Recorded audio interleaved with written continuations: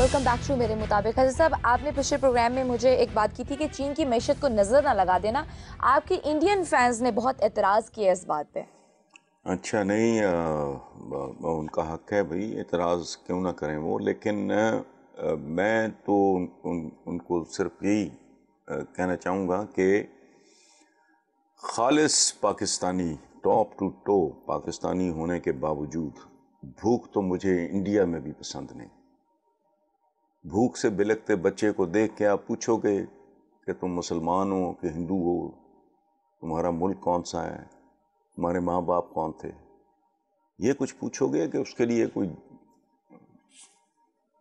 दूध का, कोई खाने का बंदोबस्त करोगे। सो मैंने लाइटर में वो बात की थी, मईशत अल्लाह हर एक की मजबूत रखे, चूँकि उसकी कीमत बहुत भयानक होती है। बिल्कुल सही।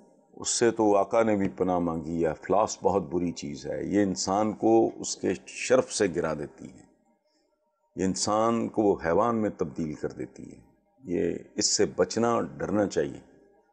इसलिए मैंने उसमें कोई ख़ास एंगल नहीं था। लाइटर वे में एक बात की थी, मैं कह रहा हूँ ना कि भूख तो मुझे हिंदुस्तान की, मैंने पिछले दिनों पढ़ा अपने अखबारों में, अल्लाह बेहतर जाने हक़ाइक़ क्या हैं, कि एक औरत ने अपने भूख से बिलखते बच्चों को, इंडिया की बात कर रहा हूँ, उसने 10 रुपए इकट्ठे किए, तो 4-4 रुपए मांगे होंगे, अपने बच्चों को खाना खिलाया और खुदकुशी कर ली।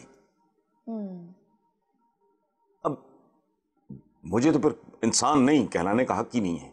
अगर ऐसी खबर पढ़ने के बाद मैं इंडिया की मईशत के लिए भी कोई मैल अपने दिल में रखूं, नहीं। जहाँ इंसान है अल्लाह उसे महफूज रखे, उसे इज्जत से रखे। बिल्कुल सही, ठीक है, उसे तहफ़्फ़ुज़ नसीब हो।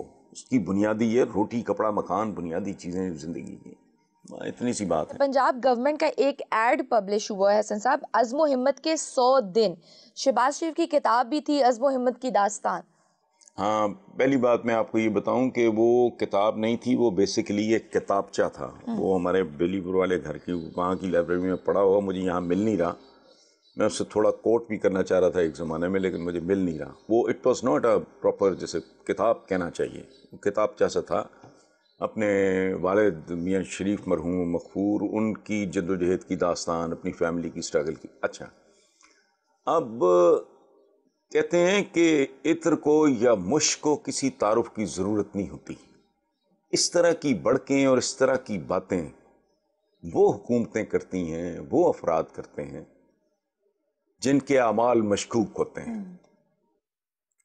ये बड़े बड़े लफ्ज़ बोलते हैं। मैंने तो एक दफ़ा एक लिस्ट दी थी कोई 30-40 लफ्ज़ों की, कि पाकिस्तान का कोई सियासतदान इनमें से एक लफ्ज़ इस्तेमाल किए बगैर गुफ्तगू करके दिखाए मुझे। रटे रटाए, नैली आंख, आनी हाथ, अज़्म हिम्मत, क्या बकवास सब। बिल्कुल जो हकायक हैं वो सड़कों पे बिखरे हुए हैं, कदम कदम पे जाके देख लें आप। ट्रैफिक आपसे मैनेज नहीं होती तो हमारा अज़्म हिम्मत, ठीक है, आहनी अज़्म, पता नहीं क्या क्या लफ्ज़ बोलते हैं। ये इन्हीं लोगों के लिए घड़े गए थे। हमने तो पूरी जिंदगी कभी कोई लफ्ज़ इस तरह का इस्तेमाल नहीं किया। बस छोड़ें, सड़कों पे देख लें अज़्म हिम्मत। साहब एक और संगीन ट्रेन हादसे की बात करूंगी। उस हवाले से सिख बरादरी से ताल्लुक रखने वाले 22 अफराद की जान चली गई। बहुत बहुत ही अफसोसनाक, बहुत ही। मैं डिप्रेशन का बाकायदा शिकार रहा हूँ कि अभी जहाज़ वाला हादसा ही नहीं भूला था कि ये ट्रेन वाला हादसा हो गया।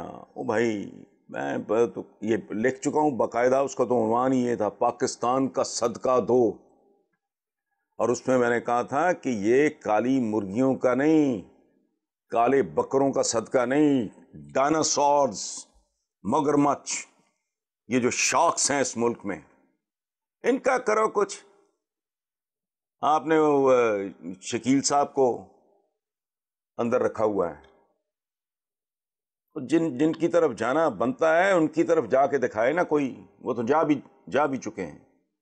इसलिए छोड़ो ये इस तरह की बात। ये और बहुत बहुत मुझे जो सिख बरादरी है ना, मुझे उनसे बहुत प्यार मोहब्बत, मेरे दोस्त भी हैं चंद, बहुत ही प्यारे खुले डुले से लोग होते हैं।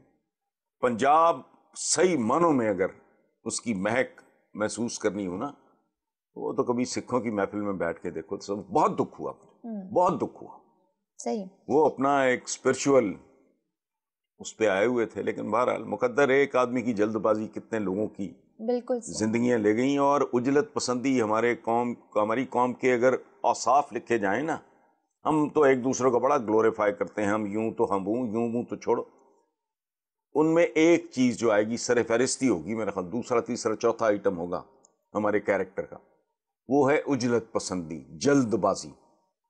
اس بدنصیب ڈرائیور نے جلد بازی. اپنی طرف سے shortcut, it's another tragedy. پوری قوم شارٹ کٹ کی تلاش میں. حکومت بھی یہی تاثر دیتی ہے کہ شارٹ کٹ مارا کے مارا.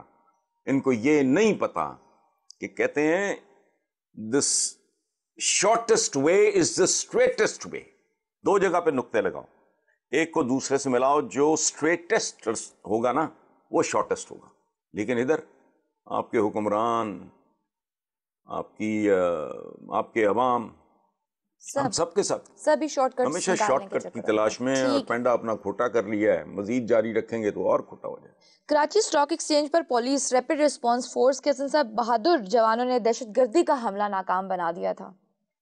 دیکھیں ان لوگوں کو جتنا خراج تحسین پیش کیا جائے وہ کم ہے.